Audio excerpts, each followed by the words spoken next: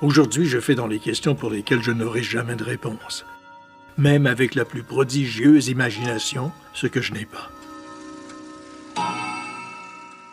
Je ne veux pas faire dans le photo-roman italien ou espagnol des années 40, mais cette jeune femme de 21 ans qui m'a mis au monde, a-t-elle eu le temps de me voir? A-t-elle crié « Laissez-moi mon enfant » S'est-elle fait dire « Pensez au déshonneur pour vos familles » ou encore « Fallait y penser avant de vous envoyer en l'air. Vous devez payer pour vos bêtises, ma petite. » Et parlant de payer, combien de temps est-elle demeurée à la maternité Ouellette? Et combien cela lui a-t-il coûté? Avait-elle des sous? A-t-elle travaillé pour rembourser les frais de son accouchement? S'est-elle mariée avec son amant qui lui avait promis de l'épouser? Et s'il a respecté sa parole, ai-je des frères et sœurs quelque part?